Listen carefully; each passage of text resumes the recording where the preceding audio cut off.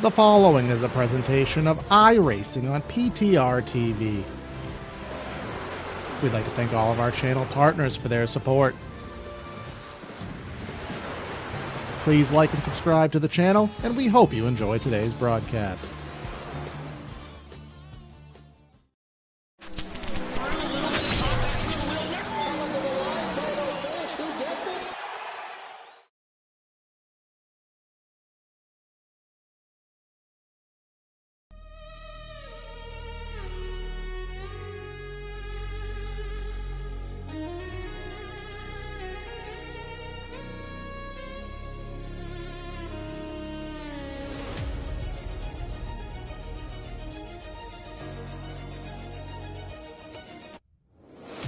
Bristol Motor Speedway is the home of round number 2 of the chase here for the Florida State Builders Pro Series in the Area iRacing League as we hit the high banks here en route to crowning a champion. We had a photo finish on Monday in the Cup Series, and the trucks put on a whale of a show here today, so no reason to not believe that that won't be duplicated here today, as we have so much to do, so much to battle for, with only 3 races left in the chase. Welcome everybody to PTR TV for today's coverage. Round number 2, 188 laps around Thunder Valley should be a doozy. Gonna be myself, Corey Silva, in the booth, and in the truck, Hunter Sleppy here with me with all of the calls. Hunter, this Thursday series, these guys have a tendency to run clean and green, but asking them to do that at Bristol, man, that's a high order here. Yeah, it's going to be a challenge tonight. We usually average a good bit of yellows here, around 7 or so, but if anything from the previous 2 races can tell us a story heading into this one, it's going to be crazy, it's going to be caution-filled, but at the end of the day, we're going to have to crown a winner at some point. Absolutely, is qualifying underway right now as these drivers will do their best to start up front. Of course, Bristol, very much a track position race, so got to get what you can get here. Don't want to have that poor pit selection on the back straightaway, although it is a single layout. Let's see times are on the board here. Mercurio, an uncharacteristically off lap here. Who else do we got on track? Jeff Wright, he is battling here in the chase, denoted by the yellow. Mercurio top of the board on lap 2. Jeff Wright, P4 on his first lap out. So very rare for them to have 2 laps here in area, but with the short track, extra time to take advantage of.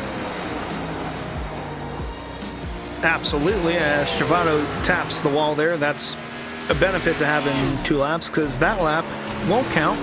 His next lap, as long as he doesn't hit the wall, it will count. Let's see, that was tight off of 2, not sure. Let's see what he can muster here, coming off of 4, taking the checkers. Will this lap even count is the question, and it will. It'll put him 10th on the board. Here's John Hall, 49. That is not going to be the best lap, but obviously from what we've seen, lap 2 has been the money lap. A little bit of a wiggle there off of 2, but let's see. The tracker still looks pretty. And lost a bit off the corner. Let's see. A 29. That'll put him P3. Yeah, big improvement on that one for him. James Scioli as well, looking to put down a lap. The Jake Nichols up to 5th. He won here a season ago. Scioli won here back in season 4.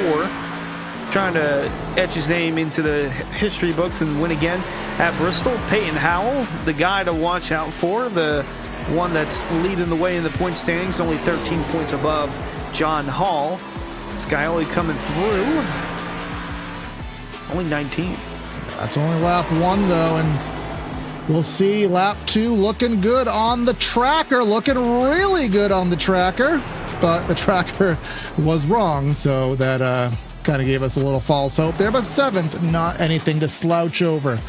Connor Horn, I think the last of the chasers that still is needing to run a lap here, and he's going to really have to fight to get it in here as the timer is running out. He'll get this one in.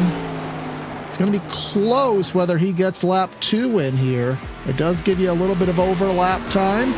Lap 1 will be 15th. And that's going to be all she wrote. He won't get that overlap time, so Connor is going to have to battle from behind. But, of course, we want to thank everyone for tuning in here to PTR TV. If it's the first time, don't make it your last. Hit the like and subscribe button. And if you're watching on the Area iRacing Twitch, hit that like and follow button over there so you can subscribe. $5 a month, double point custom emotes. Turn those double points into some free merch in the long haul. But, Hunter, let's bring up the point standings here. This is after, again, just one race at Chicagoland.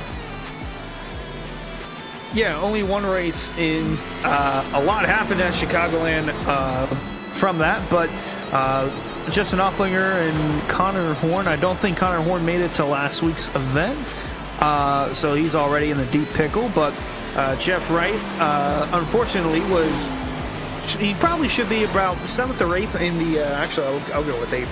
Should be up there in the standings, but after the events that occurred in Turn 3.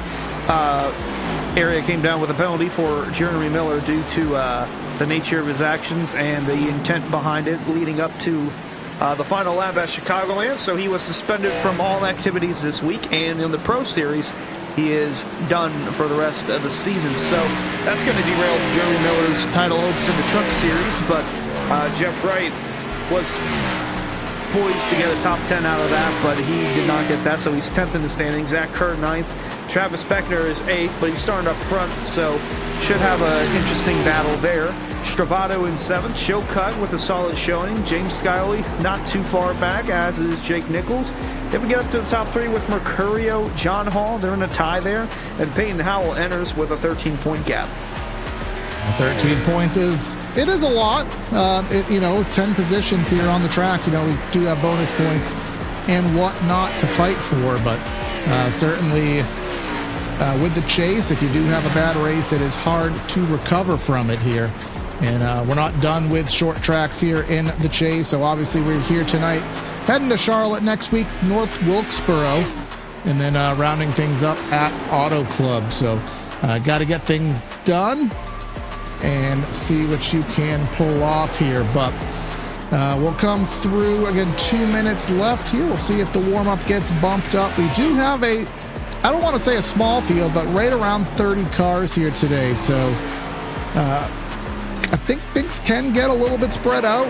But again, the thing with Bristol, Hunter, is we do have the varying degrees of banking. So you'll have a lot of guys running the bottom, but then you'll have guys trying to find that upper lane and getting that momentum. A lot of side-by-side racing. Yeah, I think as the night goes on, we might see that outside line become more of the advantageous line to get the momentum off the corner to carry you into the next set of corners. But I'm really intrigued as to what this will play out. We've only had, actually, looking back at it, last season, our last yellow came out with 81 laps left in the race, and we went caution-free from that point onward. And Jake Nichols, like I mentioned, he dominated, led 179 laps en route to his victory. Looking through at our previous history, you want to be inside the first few rows or so. The furthest that the winners come from the field is 11th, so not entirely hopeless if you're starting in the 5th or 6th row, but just an advantage being up front. Absolutely, up front indeed with our Central Mobile Homes starting lineup at centralmobilehomeinc.com if you're looking for a new shed, Triple Crown trailer, or new floor plan. Brian Mercurio and Travis Beckner still trying to break that goose egg on the season. He's a good at short tracks. Let's see what he can do from 2nd. John Hall in 3rd with Josh Parrish, a good starting spot for him. In 4th, we'll head back to 5th. We'll find Jake Nichols and Peyton Howell. The chase drivers qualifying quite well here tonight. Scioli in 7th, Conrath, and he's going for that truck championship out of 8th. 9th, we have Justin Opplinger and Jeff Wright. The Pepsi car is back out of 10th. And then rolling off in 11th is Jonathan Evans, and Chilcutt qualified 12th, but he has an EOL to his name, so he'll be starting at the rear. JT Poole, Bryce Senesac in row 7, and then in row 8 we find Connor Horn making his chase debut in the 15th spot, Forrest Smith in 16th. And then 17th we'll find Philip Groner, Donald Kite in the 18th spot. And then in row 10, AJ Stravato in 19th, otherwise our 20th. Looks like we ended up getting up to 31 drivers here today. 21st, Diego Sainz with Josh Adams matching his car number there in 22nd. Hunter Sr. going to be in 23rd with DJ Stagner in 24th. Ryan Nowicki in 25th with Michael Tucker. And then rounding things through, Skylar Shackelford, who has not taken to the grid yet. We have Slaughter, Ben Pierce, and Jackson Hartman here. Line up a little bit off because we're missing a 27th place driver. Skylar Shackelford not here on the grid. But here is our penalty report here, our end-of-line penalties. Some of these drivers here, some aren't, but these are the penalties at hand. Durham, Swan, Chilcutt, and Kerr all have EOL. Elwood, Smith, and Shackelford will have that drive-through. Again, not all of them are here, but if they are here, that's what they're dealing with. Well, part of me thinks that's why Shackelford didn't take to the grid, because we talked about before we went on, everything tonight is through one lane of pit road. It's not if you go through turn 2 and your pit box is there, then you can go off into turn 3. No, you got to go all the way around. See that layout on the screen? That's what these drivers have to do. They have to enter in through turn 2, go all the way around on the apron in 3 and 4, and then come back out in turn 1. So if you have to serve a drive-through under green, you're going to go at least 2 or 3 laps down from that. It's already going to derail your race. So maybe that's why Shackelford didn't take to the grid tonight.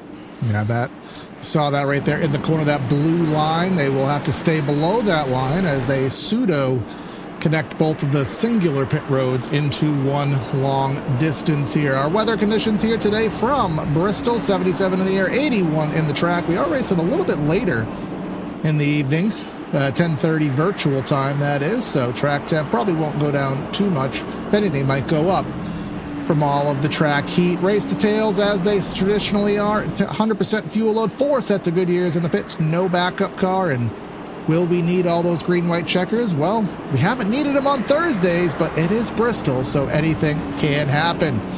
Brian Mercurio will get us leading down for the start of today's Florida State Builders Pro Series race. And we'll have a third caution lap. I should have known that because I was here Monday and Tuesday, but a bonus lap just to get things sorted. Yeah, I would have fallen for that too. I don't see any lights on the pace car, but decided to take one more victory lap around. I always find it funny, at least when we go to Bristol, just how bright the lights are whenever they're going through the turn, and they just kind of blind the fans.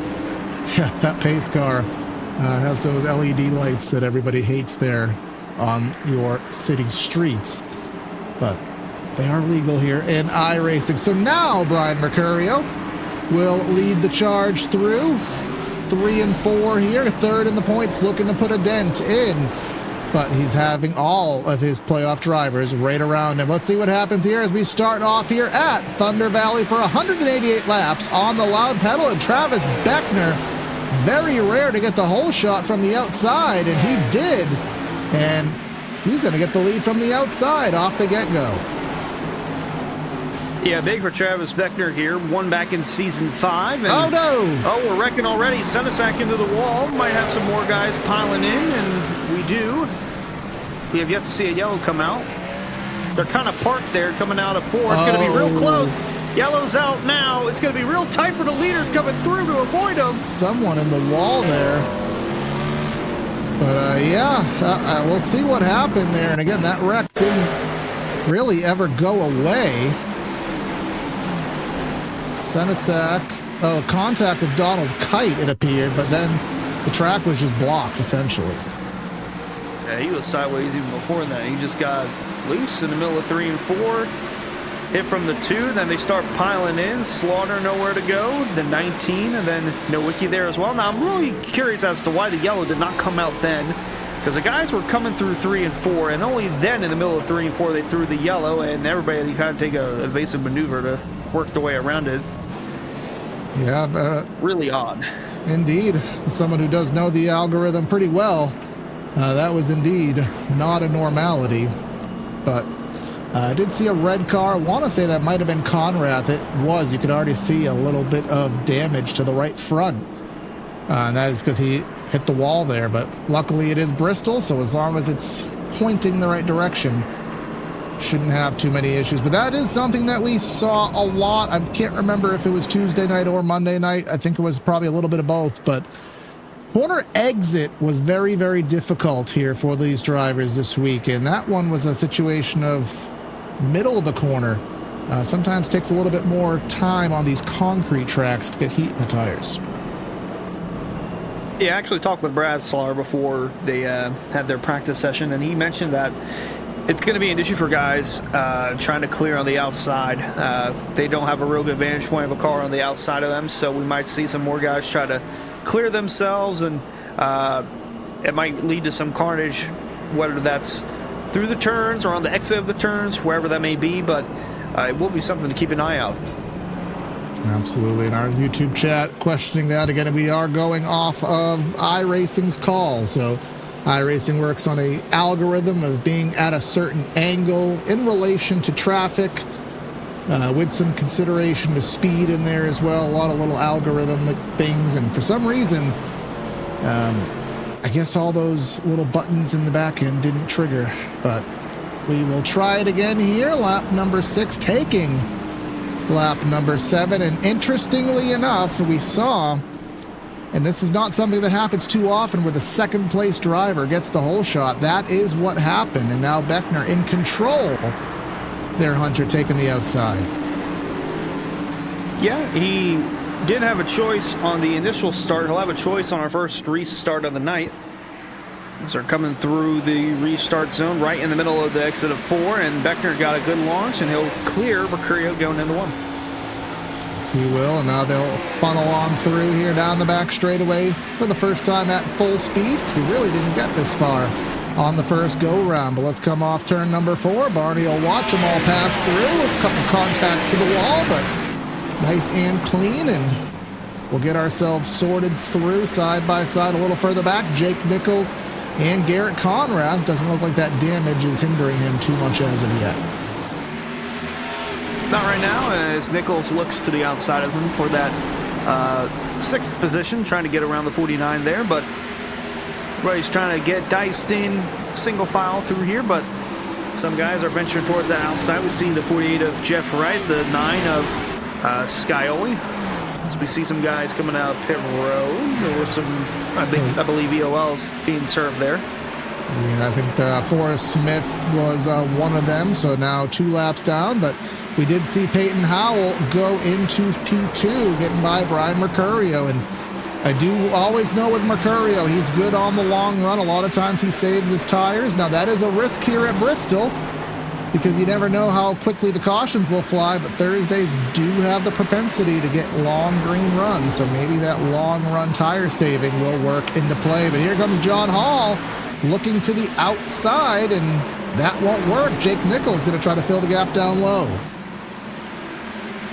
Looking to get that spot away is the 73, trying to move up into 4th. John Hall trying to wrap the outside lane. Josh Parrish down a couple of positions since the start of the race, or restart, should I say, as he's got a good vantage point through 3 and 4. Hall wrapping that outside, getting the run, and keeping it in front of the 73 at the moment. Yes, he is. But thus far, now is Jeff Wright making a move, and here's Garrett Conrad, so maybe he is having more issues. He's stuck down to that inside lane, and it is not working for him. JT Poole, nearly some contact, if not a little bit there, off of 4. As you'll start to see the rubber going in on the top of the racetrack. But up front, Travis Beckner, his lead is starting to shrivel as Peyton Howell has closed right in. And as much as it is sad to say, Hunter, even though we are at a short track, we are running about 120, 130 miles an hour, there is a wisp of dirty air here. So using that other lane, as Howell's doing, will be advantageous. Only a matter of time before we find out if the 52 is going to be able to take it to Travis Beckner. He's all over his bumper here, as we're already seeing some lap traffic not too far up the road. It's going to be a common theme tonight at the short track of Bristol, only a half mile in length, but Peyton Howell going to rip that outside lane, try to get around him before they encounter that lap traffic, and won't be clear there. Beckner trying to keep him behind and possibly use the lap traffic to sort of keep him in front. Yeah, we do see that a lot here at Bristol, doing that pick and roll style offense and or defense here, depending, I guess, I guess you really don't do a pick and roll on defense. But anyways, you'll get picks done to you by the lappers. Then you'll have it work on your negative side there. They get by Josh Adams with relative ease. Ryan Nowicki next on the chopping block. But here he is. He has the run to the outside. And once you get to the outside, usually it's game over. But I think he may have washed up a little too high. Can he get the bite off the corner? Yes, he will. Not sure if he led that lap, but he might lead this next one here as he's ripping through that top in turn 2. Going to steer clear. Beckner's going to let him go. I think Beckner just got a little loose off the corner, and the longer you do run side by side, of course, you do burn up those tires, so not something you necessarily want to do for too long. But here is a chase battle. Jake and John going for fourth. Looks like Jake Nichols will work himself up through the field here, using that outside lane, and he'll set his sights on the 82, as I think that was Beckner trying to match his teammate Conrad there with some right front contact. Trying to. 73 Nichols, though, he's ripping that outside lane. He's gone around John Hall for fourth, and he's looking to get around Brian Mercurio for third. I mean, he's got this outside lane figured out, and we know he's one to preserve tires, but running that outside lane, he is just moving his way through the field. He's in the podium paint position now in third. And Josh Parrish in the back, he's trying to do the same thing. That's 71 on the outside, trying to get back inside the top 5 from John Hall. Well, John Hall not heading in the right direction right now, but still the night is young. Looks like Jeff Wright working his way up just a little bit, and that's Justin Opplinger right to the rear bumper. And you know, they always say rear air grief, getting the car's aero loose. Well, that certainly can do it here, as close as Opplinger is to the back of Wright. JT Poole to the bottom. He drives a Ford Ranger on Tuesdays, but oh, he's driving a Thunderbird here today, so he does have to be a little bit off. I do think, no, it's an Underbird. I don't know if that's intentional or not. Oh, caution! Forrest Smith going for a ride on the front stretch, presumably.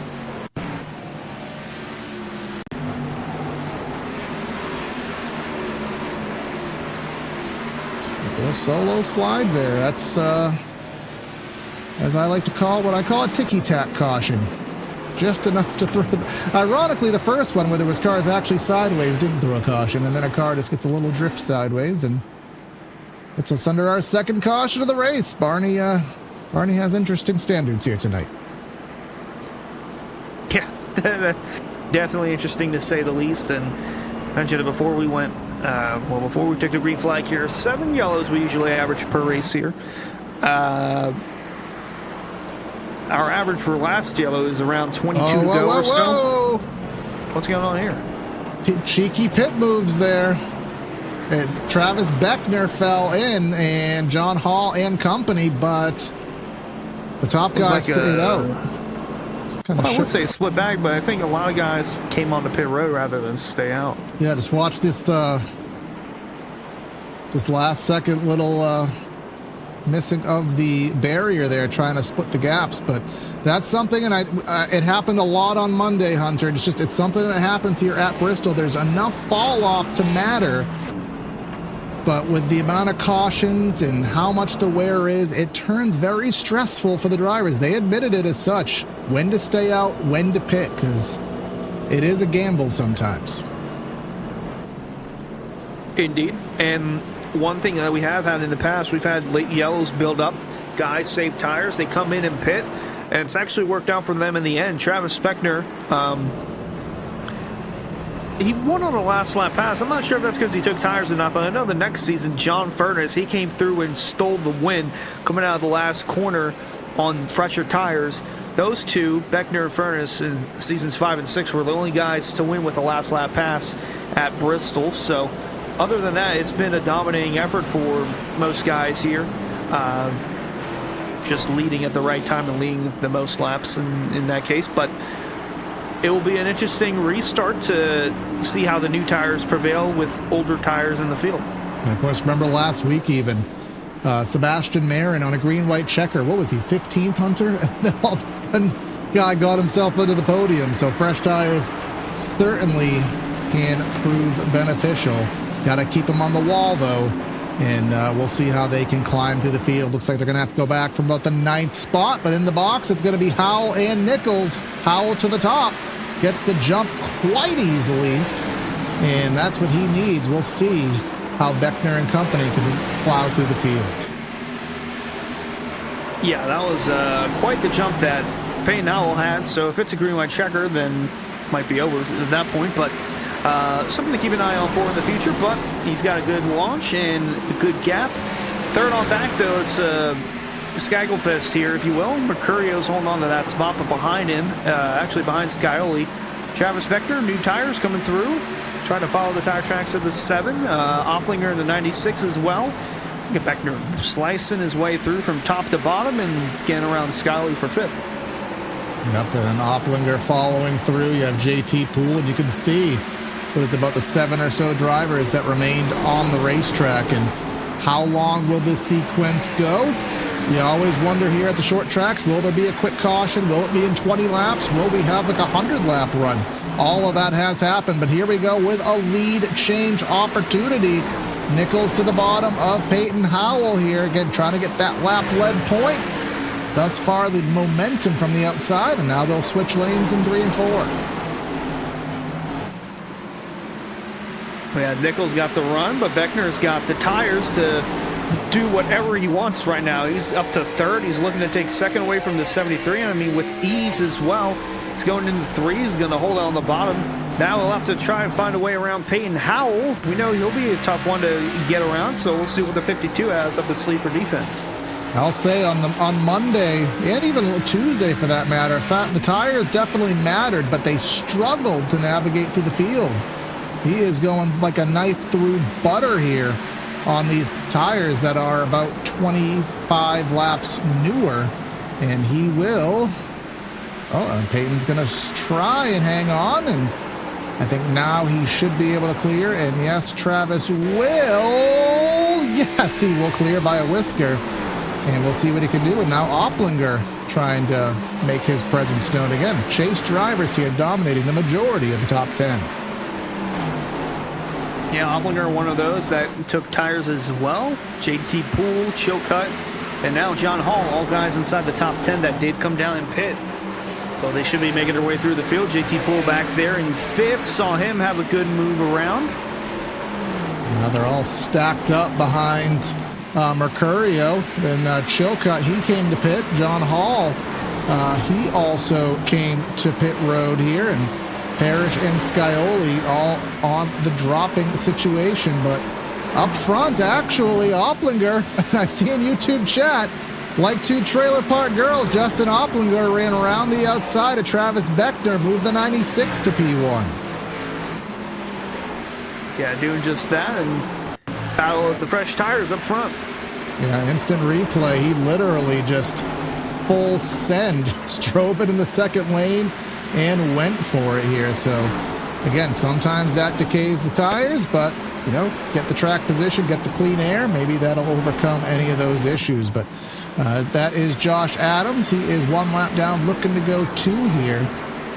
And he will indeed do that. Of course, Travis Beckner with Hendry County Motorsports Park. They are on their summer hiatus, but you can check them on August 29th for their night of fun and all their special events. Flashlights on the cars with no lights. It just stuck in my brain. HenryRacing.com. Get your tickets and follow up to date with all their events. But here is the gaggle as Howell dropping back into those tires. Ooh, navigating their way through Adams pretty cleanly there, but Howell's starting to fall back. Poole up to 3rd, Chilcutt up to 4th. John Hall trying to follow suit. All those guys, fresh tires, trying to get around the 52, and Howell's just going to keep it up top. The 60 clears on the bottom, and now here comes the 24. Alex Chilcutt working his way through. Chilcutt, one of those drivers who, I said it last week at Chicagoland, where is he? Where is he? It took him a lot of time to make his way up through the race, but obviously when he did, he made some presence known, 35 points out, so he does need to make some presence known here to get some time back. But Peyton Howell, the points leader, he is starting to drop, but stagnating out. Oh, Jake Nichols kind of broke the cushion there, top of the track into the wall. Mercurio got loose trying to evade. Yeah, trying to Larson line it, but got a little bit too close to that outside wall, so he will be on the recovery trail, trying to hold on to that top 10 spot. Groner on the inside of Mercurio there in 10th. Meanwhile, this is outside the top 10. 13th up for grabs. Josh Parrish, Garrett Conrath in the 49 there. The 29 of Weishart is behind, watching this battle unfold in the 15th spot. Yeah, I haven't talked about David here today, currently running in the 15th spot, as starting to get into a groove here at Bristol. Less this battle right here with Stravato. He's kind of one of the quieter drivers here in the chase. Has 3 top 10s on the season, 7th on the board right now in the standings. 10th in the race, contact to the back of Mercurio. Sends him up the track. I don't know if that was a bump and run or perhaps just a little bit of awkward timing there for Mercurio's braking. Let's find out.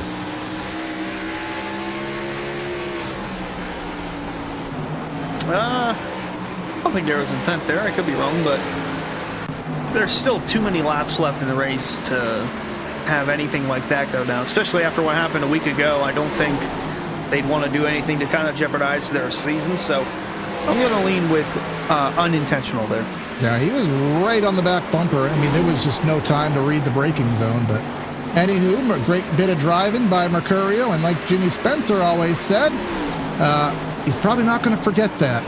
And as they also say about a bump and run, if you're going to nudge someone, you better run away. So I think that is indeed what Stravato's going to be able to do, because he does have those fresh tires. And now you have Mercurio back to 12th, and now you start to get to that point where those drivers, such as Howell, such as Nichols, now they start to really worry there, Hunter, because now if a caution is to come out right now, or even say 10, 20 laps, everyone's going to pit. And then they're going to be completely out of the track position. Yeah, it's really going to be a tough spot to be in for those guys, as we're clicking down laps pretty quick. We're almost a third of the way done this race, so still some time left for these guys to get everything sorted out. Meanwhile, Opplinger leads. Chilka now up to second. Beckner down to third. Poole in fourth. John Hall in fifth. All those guys inside the top 5. Again, they took tires on their last stop, as well as Jeff Wright, Stravato, Philip Groner. They're all inside the top 10. Conrath as well came down pit road. Michael Tucker's close to the top 10, but Payne Howell, again, the only one who is yet to pit inside the top 10. And he is, I think, about to go out of the top 10 once Conrath gets to here in this. I'll tell you, when I saw the amount of laps, I thought we were at Talladega. You see 188 laps, you naturally think of a Talladega 500, but 188 lapper here at Bristol. Only really 34 minutes of racing if this race continues under its pace here, running laps around 16 seconds. We are, in terms of fall off, let's reference the lap times here with our leader, Justin Opplinger. We are down, what is that, math, about 9/10 of a second. So actually we had more fall off in the Cup Series. That's pretty rare to see. But there's JT Poole getting by Beckner for the 3rd spot. Yeah, it's after about 33 laps for him. Looking at the 52 of Payne Howell, we're looking at about, say, more than a second, 1.1 to 1.2 seconds of fall off there, and that's on 64 lap old tires. Now, I don't have an exact number on fuel. I would estimate-ish 130 something, 140 laps probably. So, I mean, fuel is not going to be a concern at all, but, and he still is about 5 seconds behind the leader. So not really too far in danger going a lap down. In fact, probably the most notable driver, Connor Horn, who is in the chase, back in the 20th spot. He's about 9 seconds behind the leader. So I guess probably has about 20-25 laps before he would worry about going a lap down. But we'll see what happens. It is Bristol. And speaking of Bristol, we have, here's the picks that we talked about. A lapper, Chilcutt trying to take advantage of it. Donald Kite going a lap down, but Chilcutt making some long run pace here. Got by Beckner and now sets his sights on Opplinger for the race lead. Yeah, trying to find a way around is the 60 of Chilcutt. Lap car is getting in the way back there. Poole in third, Hall in fourth, but up front it's still the 96 of Opplinger coming through, leading at the line. And Chilcutt, again, he's trying to force him into a mistake, or he's just trying to find some clean air there through the middle of the corner. Here he goes looking low, but I think Opplinger realized that the 60 was making the top of the racetrack work. And now he's going to have to use that bottom of the racetrack. Get less banking here on the bottom, naturally with the progressive banks here at Bristol, so it makes it that much harder to clear. But now John Hall, I think he is using the outside lane. Yes, he is. So now he is going to work his way up to third right now. And if those top two keep battling, he's going to close it even faster. Yeah, rolling that top through 1 and 2, the 26 of Poole, or 28, I should say. So up front, still the 60 trying to find a way on the bottom, but that outside lane, it's proven too critical to give up as Opplinger again. He's giving him all the bottom that he wants. He'll take the outside because get that momentum and it'll keep the 60 car behind you. Yeah, he's just doing everything he can and playing that phenomenal defense here as we close it on lap 74 here. Again, here's the run to the bottom, and again, less banking down there. You lose the momentum on corner exit. There's Forrest Smith. He is the car right behind John Hall. He is 6 laps down. He has fresher tires, so he is kind of in Superman status right now. Kind of puts him in an awkward spot because he is faster, but at the same time, he knows that these leaders have a good battle going on, so he'll try to navigate through as quickly as possible. But quietly as well, someone we haven't really talked about, Jeff Wright. He's up to 6th right now. Travis Beckner in 5th, and Stravato 7th. Philip Groner in 8th. Conrath in 9th. Again, has that little damage. I think he actually got it fixed by visuals there. And David Weishart has clicked through into the top 10. Yeah, I want to say that's around where Jeff Wright would have finished last week at Chicagoland if Jeremy Miller didn't get into him, but he's having a good run tonight, as is everybody else behind him. Mentioned Stravato, Groner, Conrath, Weishart in the 10th spot. There is Forrest Smith on the inside of our leader, Justin Opplinger. I think he's pitted. I think he's got better tires. Yeah, 13-lap fresh tires for him. So, flying through the leader. And everybody in the top 5 here pretty much within the same straightaway. Yep, within 1.5 seconds for the top 5. We'll switch it over to the lap times. And you can see there, Travis Beckner, actually the fastest driver in the 5s, this time by now in clean real estate. And most everyone back to the 5s. Of course, they were navigating around Forrest Smith. But now look what is in front of our leader. That is the tail end of the field. And I said Connor Horn. I thought it was going to be about 20 to 25 laps. Well, might be less, but 25 laps at Bristol does go by pretty quickly. But he is only about a straightaway behind. Again, the older tires, those drivers who didn't pit, severely paying the price. Even James Scioli, about 10 seconds back. Mercurio, 9 seconds back. Again, you don't expect a race at Bristol to go green this long, but these Thursday guys have the propensity to do it, Hunter. Yeah, they're trying to do everything they can to keep from going a lap down, but I don't think it's going to work for some of these guys. But it's a real tough spot to be in if you're, Mercurio, Scioli. I mean, even Payne Howell, he's back at 13th as well. Jake Nichols, Connor Horn, all those guys that chose to stay out. It's backfiring for them. So the leaders are going to work their way closer to lap traffic, and there's a good bit of cars in front of Justin Opplinger. Yeah, Hunter, we talk about every week with the green flag stops, we talk about the over and the undercut, getting the fresh tires. You can't take that gamble. We talked about it. You're losing 3 laps here to pit if you get caught a lap down. So it's really hard to try even considering that call, but they may have to. But here's Justin Opplinger. He is in the thick of it, into the thick of it, as that beam once had. And John Hall going for second. And this gives Opplinger a little bit of room to navigate through this traffic. Yeah, and the guys that are close to going a lap down, they're usually the heavy hitters in the chase and guys that have won a race this year. As far as I'm concerned, looking throughout the top 10, I want to say, yeah, the only one with a win is John Hall. So Opplinger has yet to win this season. So is Chilcutt, JT Poole, Beckner, all those guys inside the top 10 besides John Hall, all looking for their first win this season. And with the way the tire situation is for the leaders, could put these guys in a real good spot to get guys like Mercurio, Howell, Scioli, Nichols all a lap down. Up in here is Connor Horn going that lap down with Jake Nichols. They're doing everything they can, praying for the caution. And you don't want to be the caution, but this is going to allow John Hall to close in even quicker. All of that time gained right here. Gained 0.5 of a second last time by, and now he's there as the 67.73. You'd never think you'd say. Jake Nichols fighting to stay on the lead lap. A little bit of contact. 67 received it from Opplinger. Yeah, and I mean, unfortunately, the leaders are going to have to do something at some point. I mean, everybody wants to be clean racing and all, but in the short track, he's going to go 3 wide and try to navigate around at least one of them, maybe 2. He'll get around Nichols. He's going to try to get around Connor Horn as well. He's in a better spot to do so now. But John Hall, he's really closed the gap. JT Poole, Chilcutt, they're all there as well.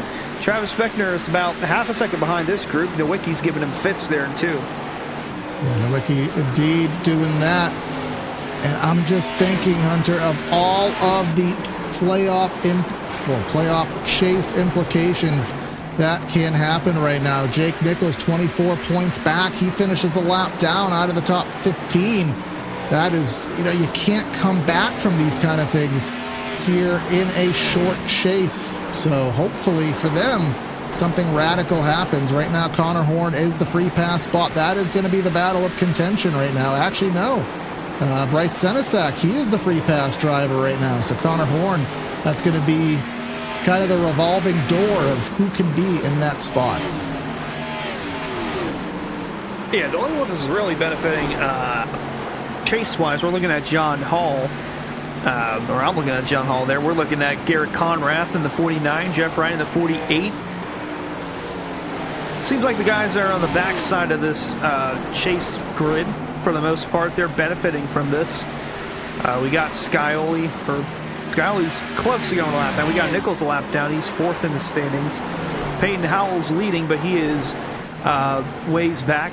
Actually, he's 12th, so he's still got some gap to him. But Mercurio, Scioli, those guys are top 5 in the point standings. And John Hall, he entered tonight only 13 points behind Peyton Howell, and he is 2nd right now, so he's made up a good bit of that. But if he can get to Peyton Howell, put him a lap down, this would really be beneficial to John Hall. Absolutely, and well, we have seen some spread in the other 2 standings here in the Area Truck Series and the Studio Tempe Area Cup Series. This may be the tightest race of all, but still a lot of time to decide here. Actually, not really. So we only have 25 minutes of racing here left in the event as Opplinger and Hall try to get through the traffic. JT Poole and his Underbird there trying to make something happen as Parrish and Evans going a lap in arrears. Closing in on the century mark here today. And of course, if you are late here in the summer, we'll pause that thought because John Hall making his first stab at the lead, driving it on in there with a Bristol slide job. Can he clear? He made that look easy. And John Hall looking for his 4th win of the year. His first ever in the Pro Series at Bristol. He has yet to win at this track, so looking to scratch that off as Opplinger's trying to follow suit. And same with JT Poole, trying to get clear of Josh Parrish there, the lap car on the outside lane, still giving him fits. But right now it's a 2-horse race, and the first of them is John Hall. Absolutely, and as I was saying, if you want to celebrate here as the summer is in mid-stretch here, even if you're under smoke, it still is a hot summer. And you get to bluetippools.com. Maybe they can get some of that smoke out of your pool and that ashes out of your pool, and also make your dynamic lounging areas and outdoor kitchens look up to par, and as they should be. Head to bluetippools.com as we are now past the century mark, and again 102 laps into their stint for those drivers who stayed out, 70 laps even for the drivers who stayed on the track. And I'm afraid to say anything. I have commentators cursed a lot of times here on PTR TV, but those thoughts are starting to come into these drivers' minds here because the tires are wearing, the fuel is running, and I don't think they can make this on fuel. Now, we might have to see some green flag pit stops here if we continue to go at the rate we're going at, but there is always a possibility for a yellow to come out in any given moment, but then that would put Connor Horn, Jake Nichols, those chase contenders, it would put them in a bad spot to where they wouldn't even benefit from the yellow coming out because they'd have to take wave around, and tire wear is already a major concern there. So we'll see. But the 82 to 7, they have about maybe a second or so, probably less than that, before John Hall and Opplander get to him. And there it is right there. Currently running about a half-second a lap slower. And they only have, like you said, about a second to play with, so that equals about 2 laps. Even for John Hall, the tire fall off, we're down about a second and a half now. And oh, no, no, no! Still green. Unfortunate, but we're still green. Yeah, I guess depends who you are there, whether that was fortunate or unfortunate, but saw that contact there. That was the 36 of Michael Tucker, and now we're almost 3 wide. Scioli fighting for his life here as he manages to get through. Let's see if we can take a look at that little skirmish there. Yeah, I'll have to take it because it cost John Hall the lead. Let's see. I think it was coming into the corner here. Oh, where was it? It didn't go back further enough. Yeah, we gotta go a little further back, but.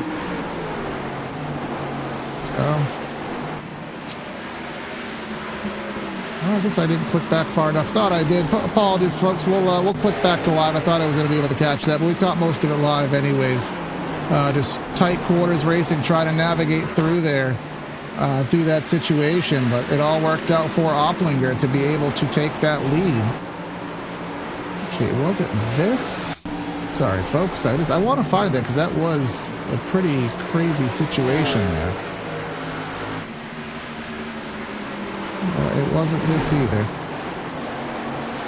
All right, well, can't say we didn't try. Or was it this? Oh, yeah, there it is. It's kind of the meet in the middle there, off corner exit.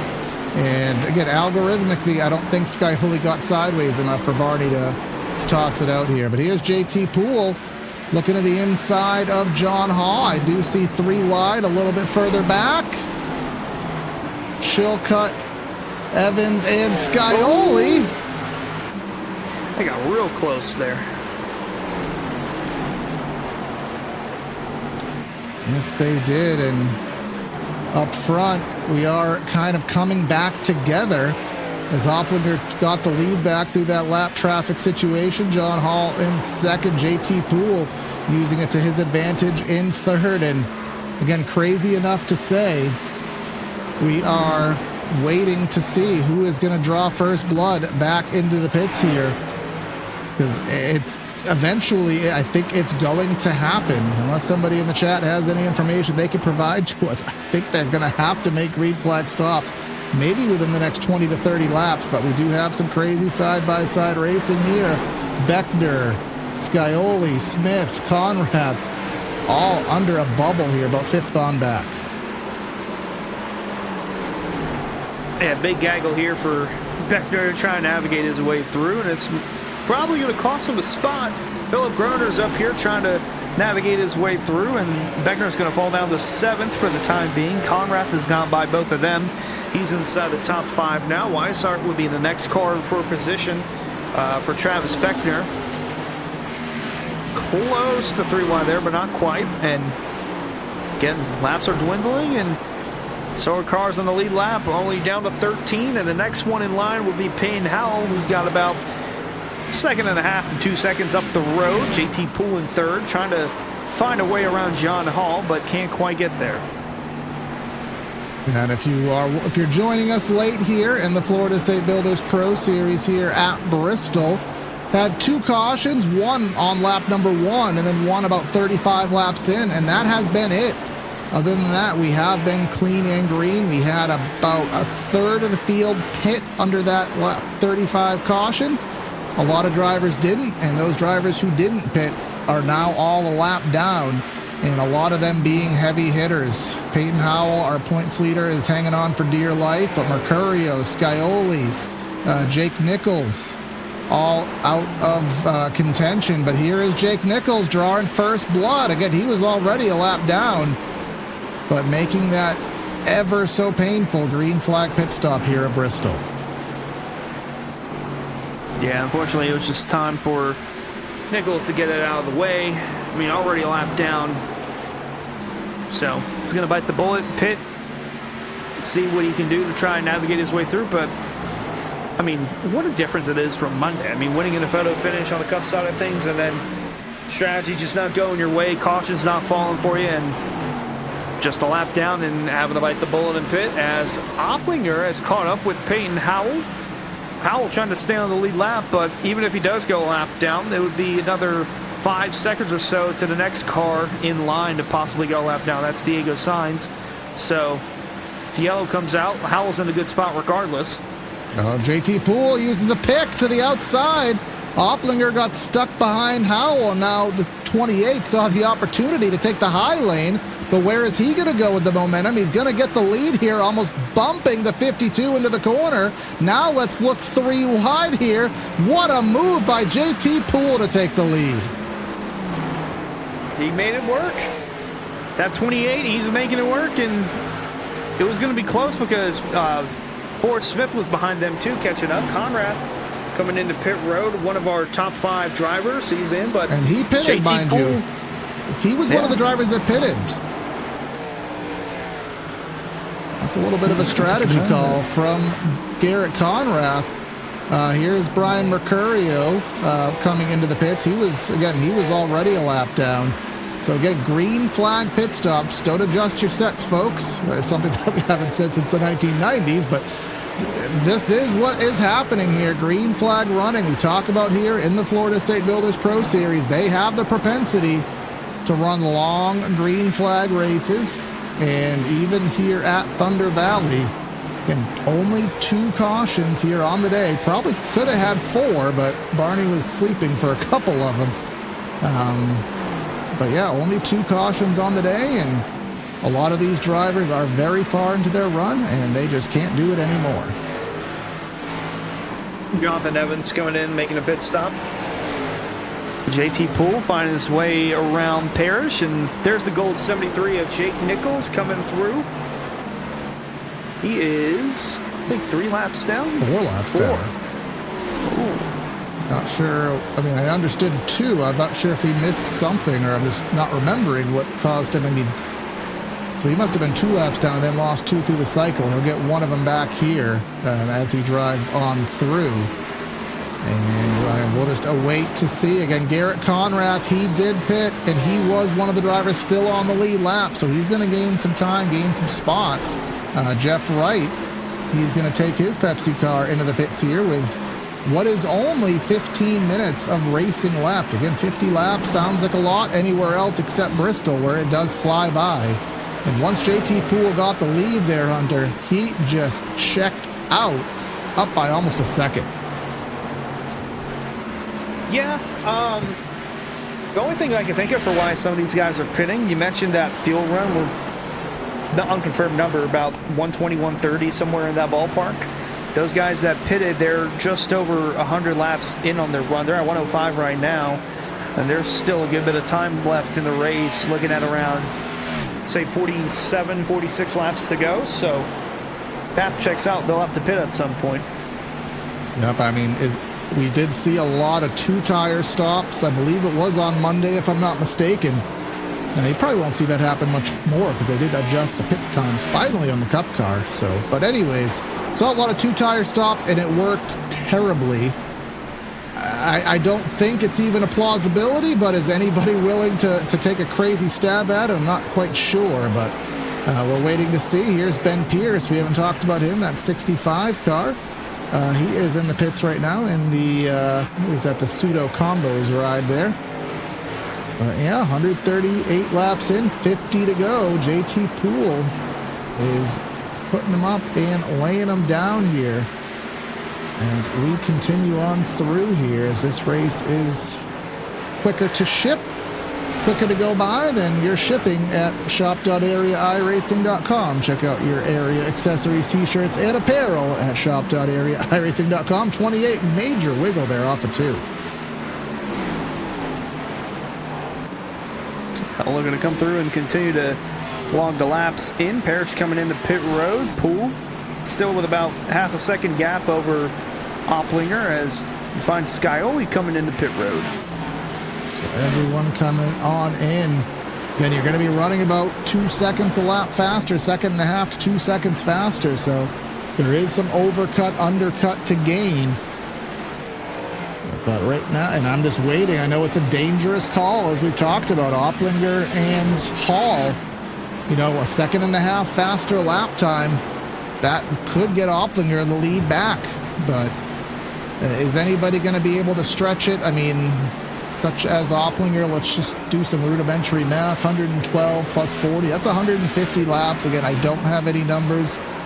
Is it possible? We've already seen a couple of guys who have pit, such as Conrath. He pitted, and he chose to make a green flag stop. So I guess he's kind of our barometer right now, that 49 car. Yeah, we'll have to keep an eye on that because he's only 1 lap down, and he does have fresher tires than the leader, so by a significant amount. So we'll have to see. Leader is at the line now. Conrath is 3 and so he's about a lap and 3/4 down, but he's going to eat into that very quickly.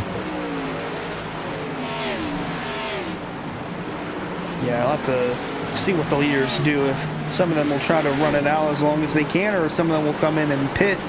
We have yet to see that from anyone still on the lead lap. Jake Nichols coming through, Ben Pierce in the 65 as well. Pierce pitted from the top 10 position, so trying to follow the tire tracks of Jake Nichols with the fresh tires. So Michael Tucker, he's 4 laps down, but he is coming to the attention of his crew. Diego Sainz last on the lead lap. I don't think we've talked about him too much there in that Jeff Gordon-esque number 64. Cruise along within the top 10 right now, last on the lead lap. Here's Peyton Howell.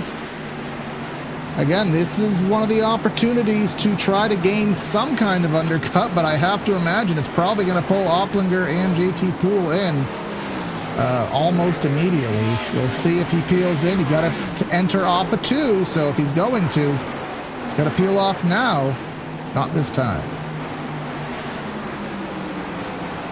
Now it's going to hold on to that 1 second advantage over Opplinger, and John Hall, Chilcutt, Groner now in the 5th position, moving on up, but solid showing for JT Poole here. Got to go back to his best win, or his best finish. He has yet to win. He finished 2nd back on January 11th, 2024, Season 5 at Darlington. He finished runner-up at that track, and this will be his 21st Pro Series start as Howell comes out of pit road, should I say, and Poole looking for his first win in the Pro Series. He's got a couple truck wins to his name, but has yet to win in the Pro side of things. And he has been, and when he has raced, obviously only 3 starts, he's been someone to watch through all of the series. Maybe the stats don't show it, the starts don't show it, but when he's here, he's certainly someone that is not a surprise to have him, work his way into contention. It'd be interesting to see what he could do with a full start. And maybe that'll be next season in 2027, as course area only 3 races left here amongst the 3 series. Charlotte for the triple header, and then we will be going to Richmond and North Wilkesboro, and then obviously Auto Club, and then we will be parking it until rumored to be March, but we'll get the officials and we'll share it as we can. But we'll see what happens. Looks like John Hall, Opplinger, getting surpassed by some traffic. And again, the guy that I'm looking for right now is Garrett Conrath, because if the top 2, well, really, if these drivers do pit, Conrad, I think, is in the money spot. He's going to have older tires, but with the amount of time he's been out on fresh tires, he will have a lead. And 30 laps of Bristol is not a lot, so I'm really looking at him. Again, that's assuming these guys up front don't have to pit or do pit. Yeah, he's coming up on Poole right now, so he'll be getting his lap back at some point over here over the next handful of laps, I suppose, as Travis Spector is the next one about to go a lap down. It seemed like he was going to be a contender inside the top 5, then his car just slowly started fading, and now Conrad's going to go around JT Poole on the bottom, set in on Parrish. There's Connor Horn rolling through pit road. So Conrad's back on the lead lap. Beckner going to go a lap down. Like I said, it flabbergasts me. I never get surprised with a good Thursday race. Again, no bias. The Thursday series has been my favorite one to cover, just because of I love these strategies. I love how it really puts the drivers in a position. But at the same time, Hunter, as exciting as it is, it's also, you just have to feel, for a Mercurio, for a Nichols, for a Scioli, to have this race now kind of cemented that you're not going to fare well off of a pit call here on a Bristol race that went essentially green. Everyone's going to sting. Yeah, indeed, as Poole's just continuing to log laps there, less than 30 to go from Bristol, but that 49, he's making up lap time pretty quick. Yes, he is now back on the lead lap. I mean, he may actually get back to the front in time. Opplinger dealing with John Hall. They are still duking out of here. Ryan Nowicki taking a peek, and there's Peyton Howell. Remember, he already pitted. There is a plausibility here that Garrett Conrad drives himself to the front. Oh, no! John Hall off of Nowicki, I believe. We stay green. Yeah, Nowicki split the gap there. Ryan Nowicki 4 laps down, and we're under caution. Uh-oh. Travis Beckner having an issue, but that's the replay, but we'll cut back to live, and is it Travis? Yeah, Travis Beckner, his right front is not right fronting.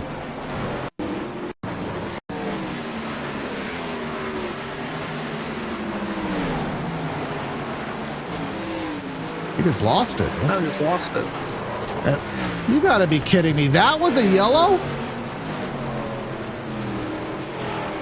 Well, Barney, I don't know what Barney has. Barney either had the brownies or went to the Packy before this race, because these calls have been.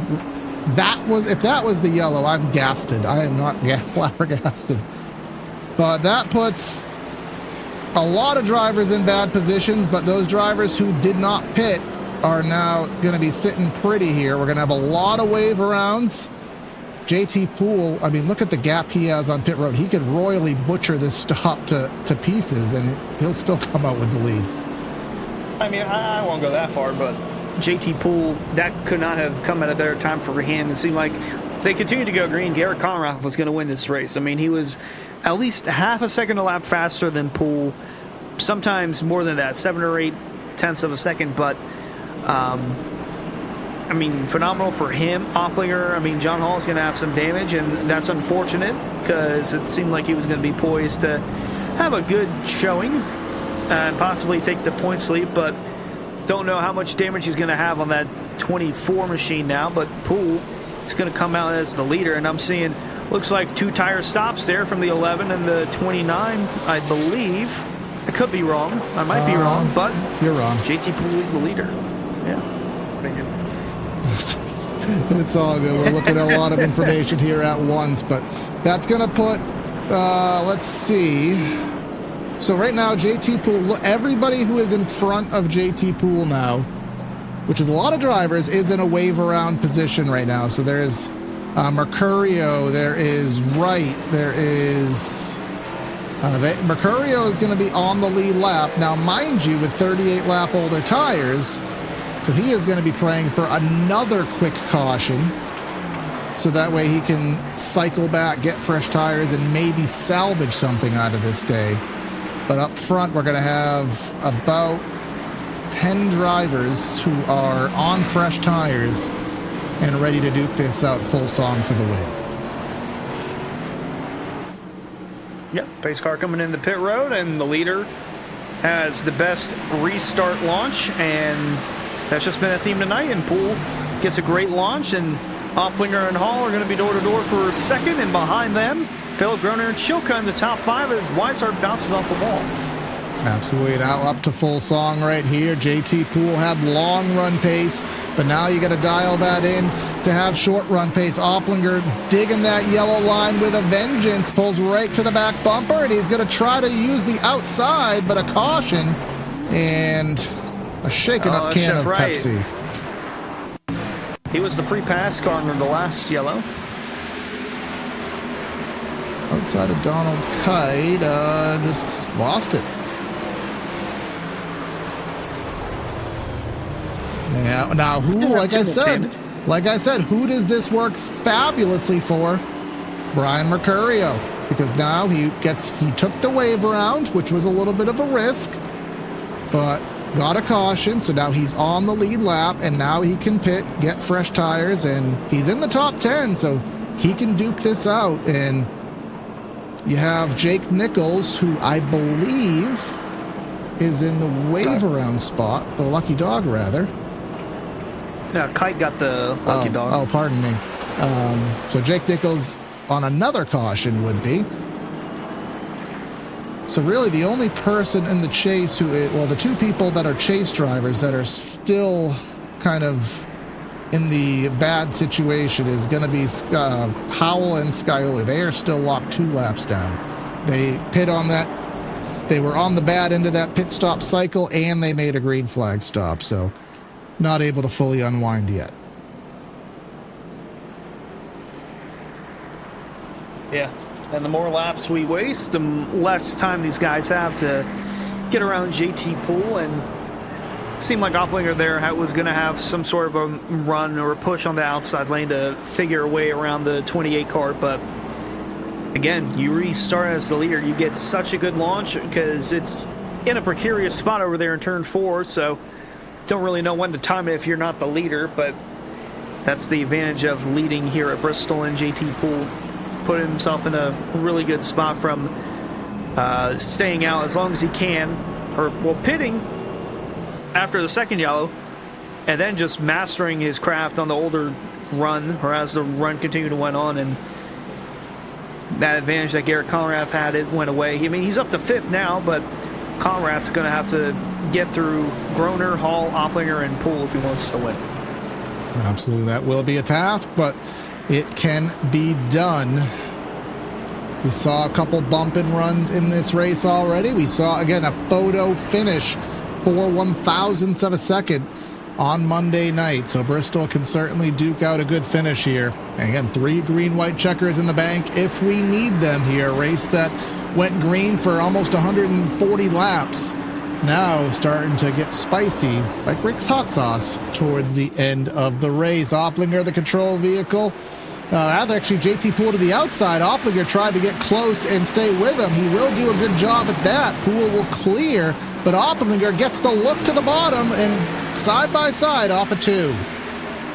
Now one car slow off the pace back there on the backstretch, but Poole going to keep that outside lane, try to get the run. It's going to keep him in front of the 96 for now. Hall to the inside of Groner for 3rd. They're continuing to duke battle, but Opplinger now on the outside approach as Poole's going to try to block his line through 3 and 4. Got JT Poole not in the chase, racing here as a part-time driver, trying to get his first win. And Justin Opplinger trying to take advantage of a situation here, do whatever he can do to best his chase opportunity. Dives to the inside here in 3 and 4. Pulls door to door. The inside, the best time to make a pass is on fresh tires. That's what we got. Pulls to the inside. Poole all the way up to the top. Basically drawn even here. Opplinger is going to try to dive, but can't do it.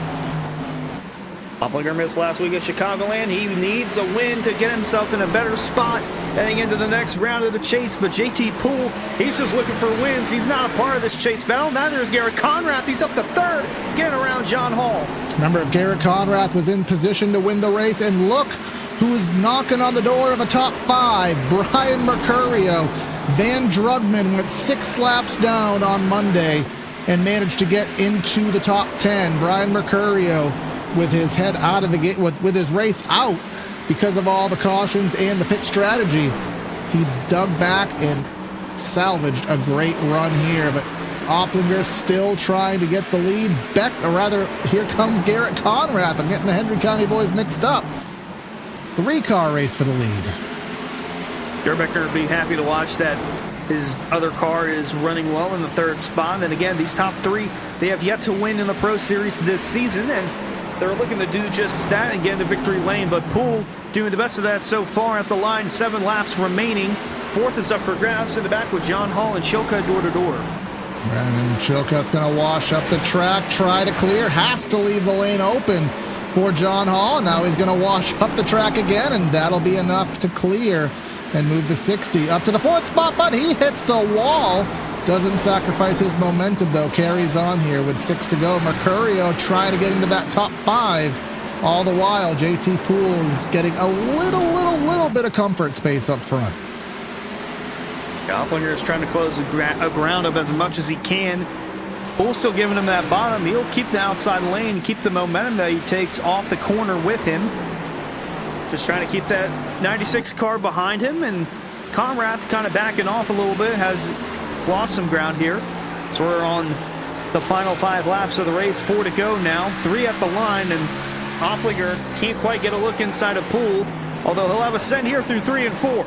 He's really painting that yellow line. That's where he wants to run. JT Poole just kind of running the defensive lane up top. Will Oplinger rough him up? Will he do a bump? Will he wash him up the track? Well, now they're both going to go up high, and that's going to put some dirty air on the nose of the 96 coming to 2 to go. Yeah, that's the opportune line that you want to be in, and he might be setting up for a good old Louisiana Dime Bomb. We'll have 1 lap to find out, but it's Poole that's leading it right now. Will he be leading it when we get to the white flag? Big send on the bottom for Oplinger. He won't be there. He'll have 1 more lap to do it. 1 more lap around Bristol. He's trying to get the run up top. He's going to go up the hill, try to get the run off the corner and down the back. JT Poole with the lead. Oplinger with the send to the bottom. Will there be contact? No. JT Poole will round the top and win here at Bristol.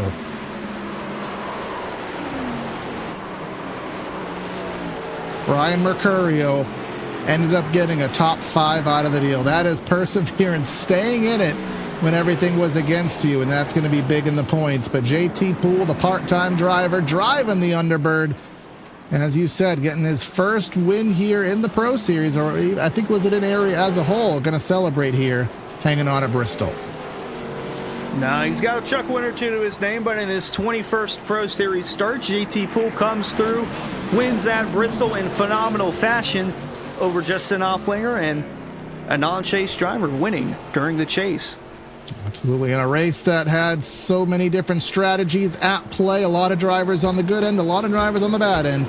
The 28 takes advantage of the situation here today at Bristol. The final rundown of results here today in the 188 lapper. JT Poole by 1/10 over Justin Oplinger. Garrett Conrath, what could have been, but he'll settle for a 3rd. Alex Chilcutt with the 4th. Brian Mercurio, again, the amazing recovery up to 5th. John Hall, 6th. AJ Stravato in 7th.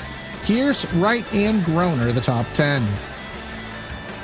And missing out on that top 10, David Weiser and Diego Sainz. We mentioned that he was in a really good spot there, but Yellows kept falling, and just unfortunate for him. Donald Kite, though, finishes on the lead lap in 13th. Evans, the first one, a lap down in 14th, and then Nichols, Howell, Scioli all finishing a lap down or more, as well as Parrish, Connor Horn, and Michael Tucker. And then we'll finish things out here with Skylar Shackelford, Bryce Senesac, Ryan Nowicki, Forrest Smith, Travis Beckner. That spin threw him off. He was in contention most of the night. Hartman, Adams, Hunter Sr., Brad Slaughter, and DJ Stagner. That'll be the final rundown of results here today from Bristol. But Hunter, I don't know if you've made it up the ramp. I don't think he drove up there, so it's going to be JT Poole in victory lane for the first time here in the Pro Series. Yeah, all the way from Vatican City, JT Poole, congrats on getting your first win here in the Pro Series. Did not come easy. Played the long game, had a good long run car, but that short run, though, gave you a run for your money there with Opplinger. Take me through your thoughts on, first, the long run, and then, second off, having to hold off Opplinger in that short stint. Yeah, I don't know. I haven't really been on iRacing that much the past 2 years, I guess, and so I don't know. I kind of forgot what it was like to have to race.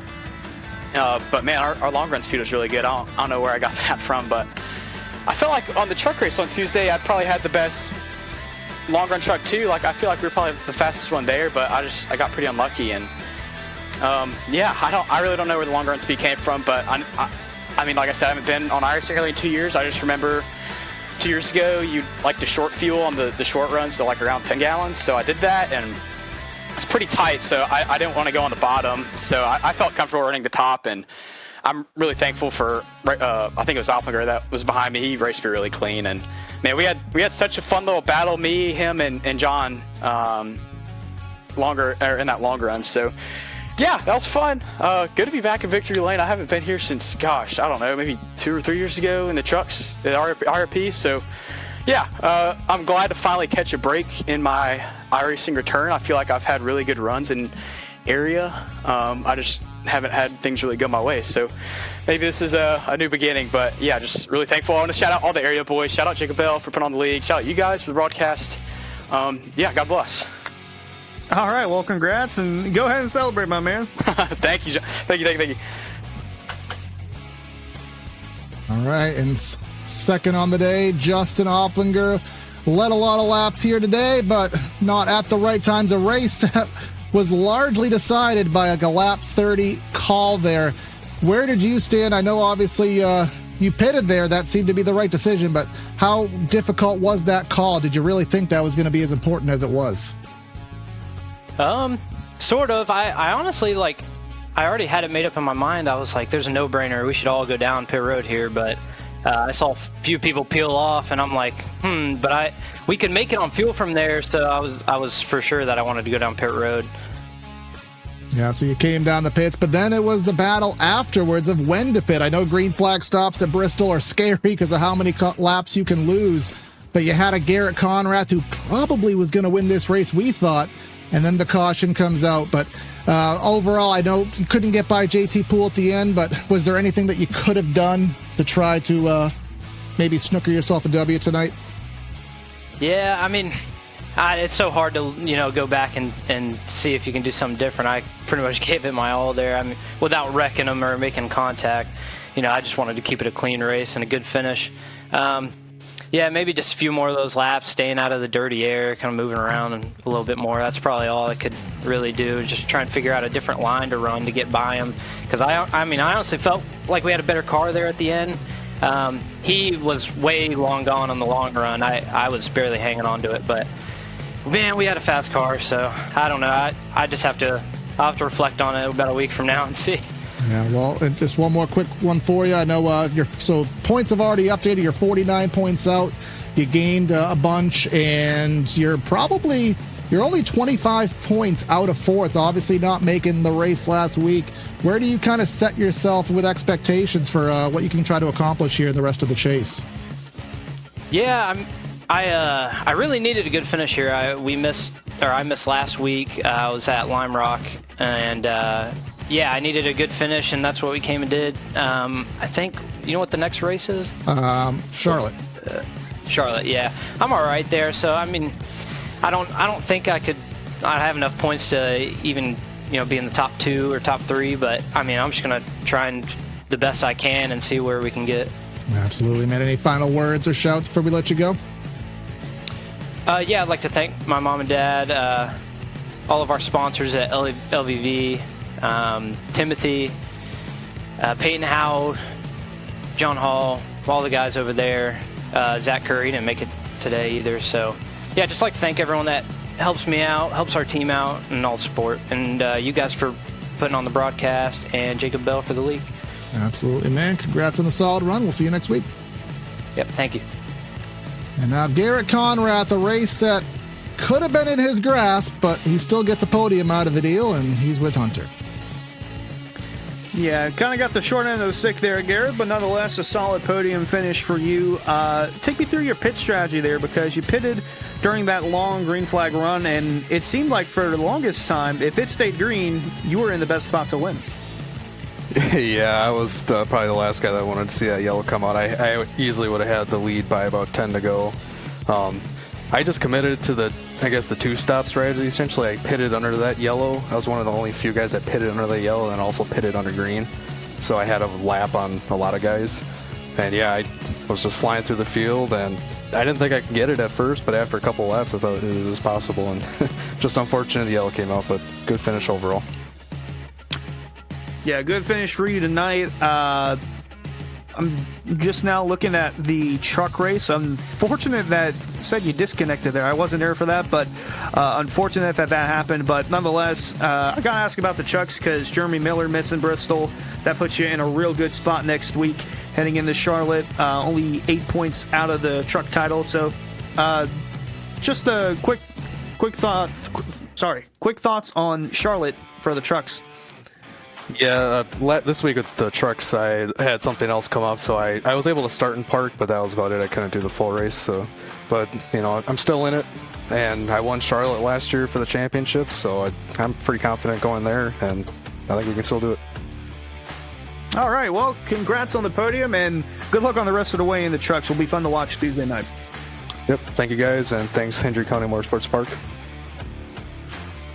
Absolutely. That is third place, Garrett Conrath. And crazy day here at Bristol. Green flag stops, Hunter. That's not normally on the bingo card, but Bristol is always Bristol at the end. A little bit of contact, some late race cautions, and a first-time winner on the season here, JT Poole.